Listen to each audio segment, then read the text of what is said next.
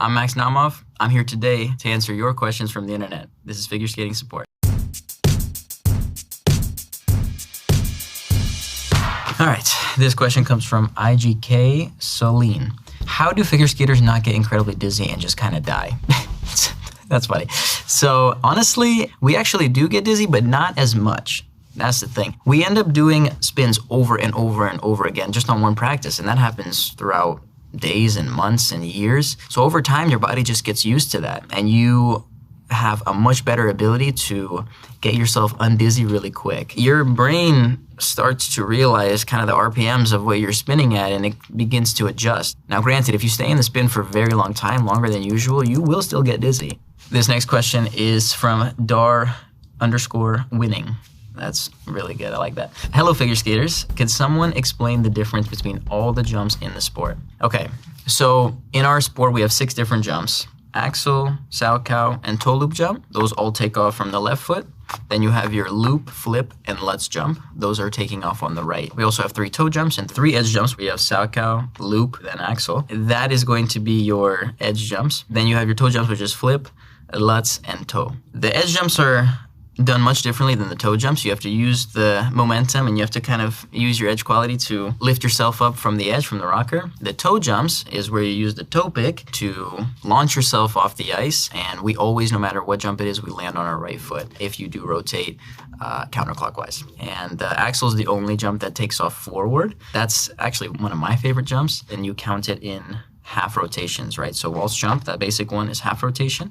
Then you have your 1.5, which is single axel, 2.5 double axel, 3.5 triple axel. Since you take off forward and you land backwards, that's where the extra half revolution comes from.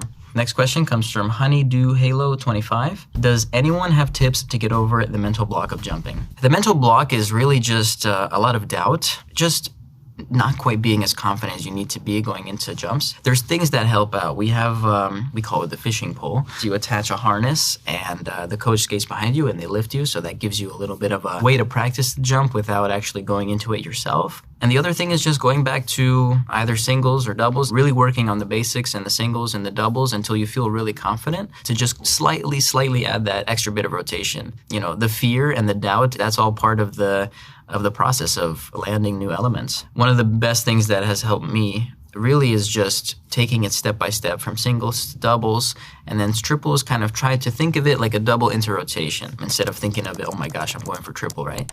A Reddit user asks, do skaters know when they under-rotate? Sometimes yes, and sometimes no. I find that with jumps that have more rotation, it's actually a little bit more difficult to know when you under-rotated, just because you're rotating so quickly.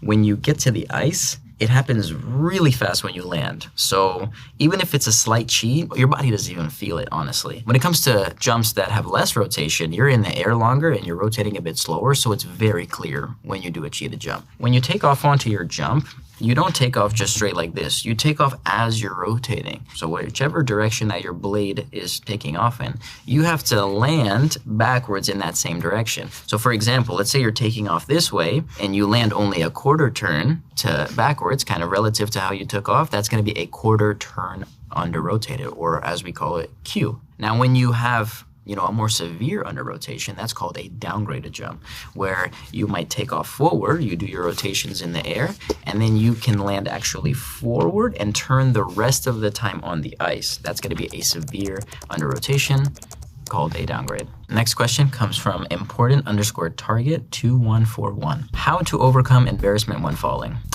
I'm still working on it.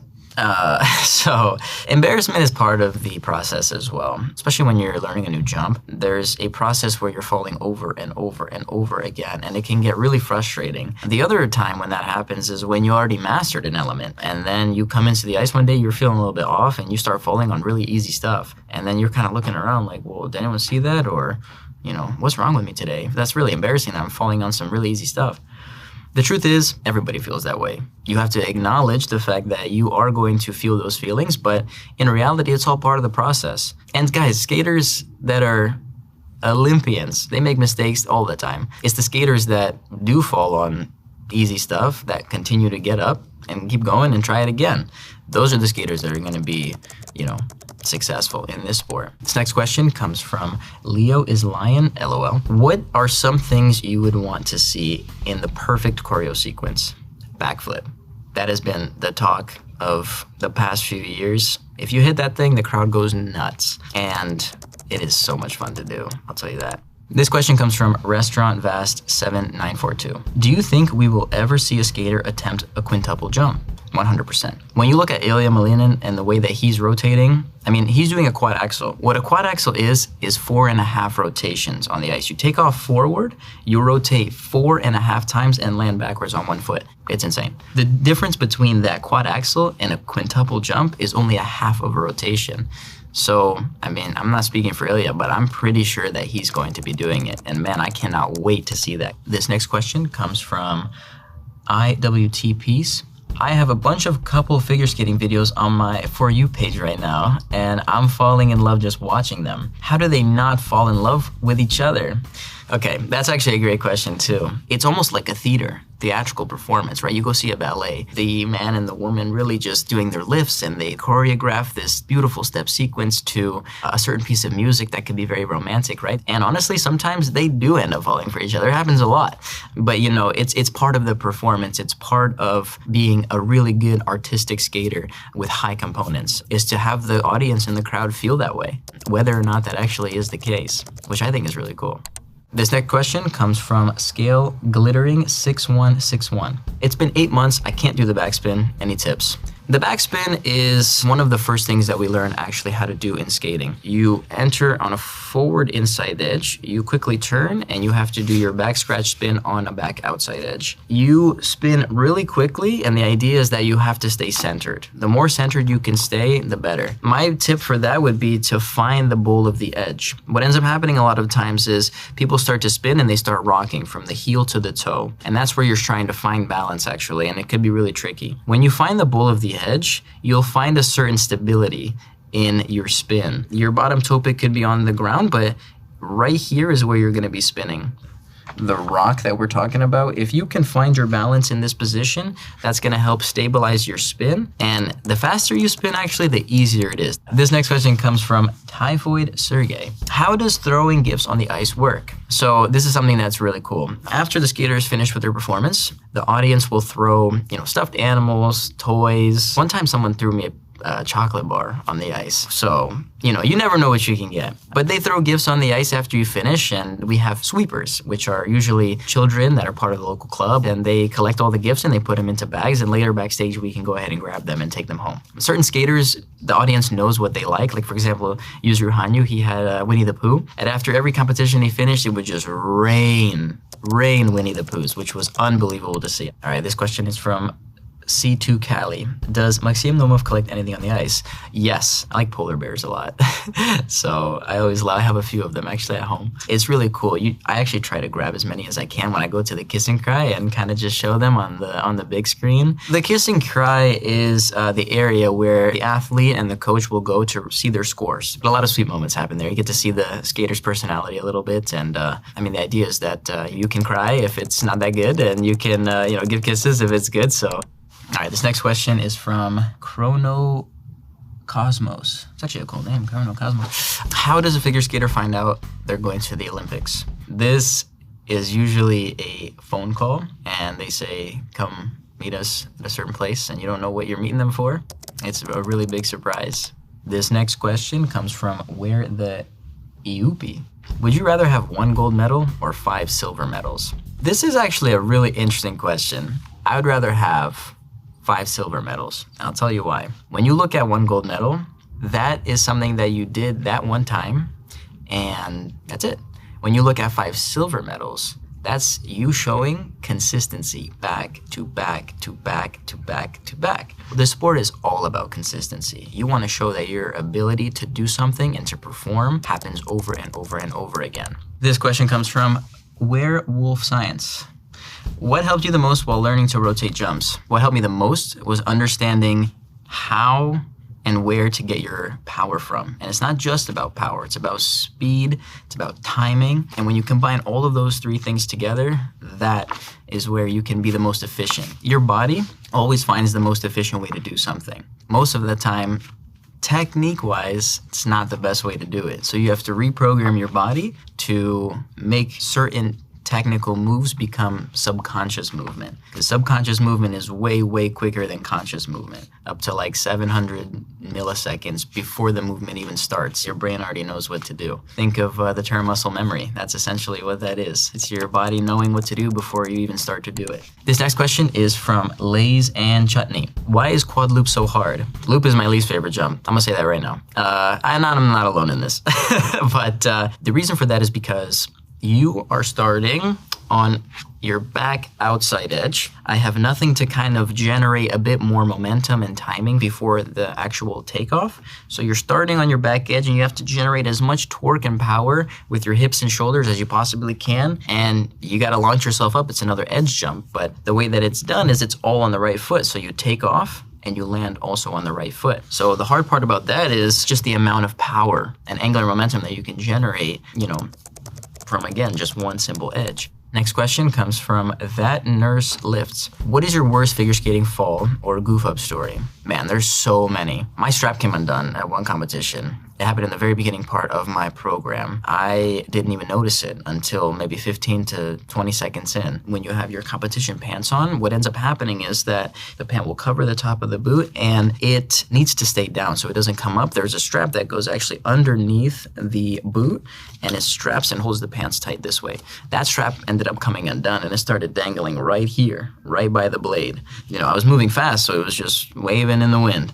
And at any moment, it could have been game over for me. So I had to come to the referee, stop the music, and I took an entire roll of duct tape, actually, right here, this one, and I wrapped my entire pant to my boot so that nothing would be dangling or falling. And I picked up where I left off and we continued the program. This question comes from Sabo_Emerald. Advice on breaking in skates. When you get into new boots, the boot is very stiff. And what you have to do is actually a process called heat molding. So you would heat up the boot to a pretty hot temperature actually, and you would put your foot into the boot and sometimes even tape it or wrap it around for the boot to actually conform to your foot. A Reddit user asks, why do all figure skaters only spin in the left direction? The reason for that, I think, is because if you rotate to the left, you land on the right leg. So usually that's people's dominant leg. More stability, more strength. So you'd want your landings to be on your dominant leg. There's a lot of skaters that actually do spin the other way. And we do exercises and things like that all the time, both directions. It's really good for your coordination and just overall better skating quality. This next question comes from the Chris Lambert. How do they measure performance in figure skating? The way that they measure performance in figure skating is in 2 marks. You have your technical, which you get points for, and then you have your components. So technical is anywhere from your jumps to your spins to your step sequences, specific turns, things like that. The component side is going to be more your artistry. That's going to be your transitions, your interpretation, doing things to the music, choreography, things like that.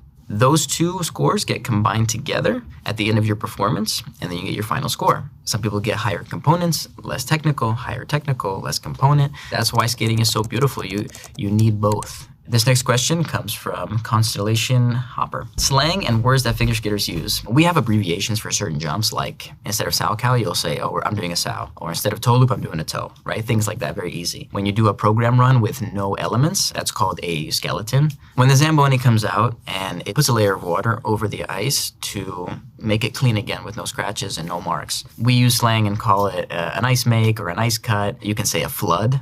That's another thing that skaters say. Oh, there's a flood going on right now. We're going to hop on the next session. This next question comes from Cuneo. Do Olympic level skaters usually choreograph their own expos? Very rarely do athletes kind of do things on their own. We actually have choreographers that we work with to create an entire piece, the short program and the free skate. We work together. It's kind of something that as you get older, you can kind of put more input and you know your body a little bit better. You know what you're good at. And it's kind of a collaboration. You're part of the music selection process, part of the choreography process, and you do have input on where you want to do your jumps. What jumps are you doing? You have to create a program around all the technical. The next question comes from International Joke 49. What are some of the most difficult programs that have been performed. One way to look at it is, what is the most difficult program from a component standpoint, and what is the most difficult program from a technical standpoint? From a technical standpoint, I can tell you that in my field, in the men's division, Ilya Malinin has done the most difficult program by far. He's the only skater that's doing a quad axel right now in his free with all of those different quads that he's doing. From a technical standpoint, there's no one that's reaching him at all. From a choreography and component side, that's more up to, the audience and the judge's interpretation. And that's scored out of 10. So it's very rare that skaters, even of the highest quality, will get those 10s in the components. You look at skaters like Jason Brown, you look at skaters like Patrick Chan, like Yuzuru, like Javier Fernandez. All those guys, they perform not only just a program, but it's a piece of art. And also, I have the utmost respect for the pairs because they also have to jump. They also have to spin. They do everything that we do, but they have throws, they have lifts, they have twist. And those pairs girls, man, I don't know how their knees and ankles are holding up, honestly.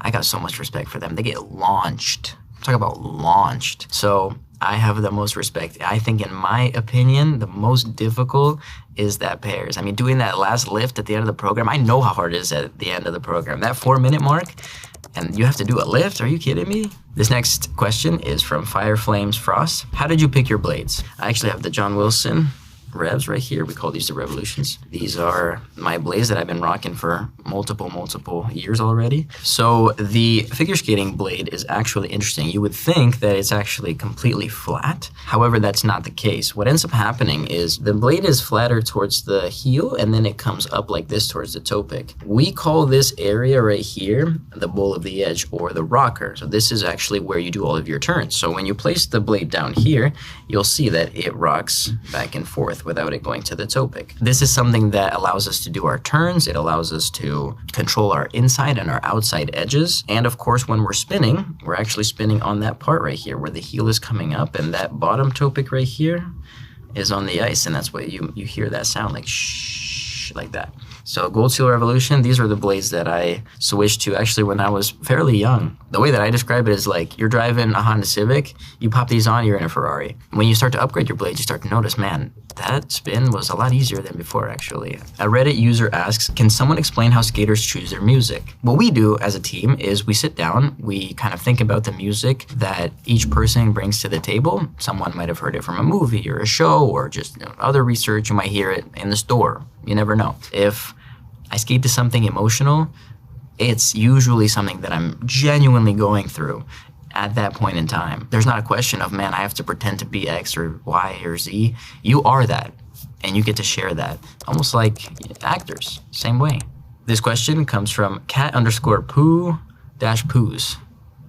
Love that. Why do ice/roller skaters skate backwards? In order to create a transition or a setup for a jump or a landing or a spin, we have to be able to rotate forward and backward and do a lot of elements both ways. Setups for jumps, setups for spins, certain turns, those all have to be done from a backwards entry.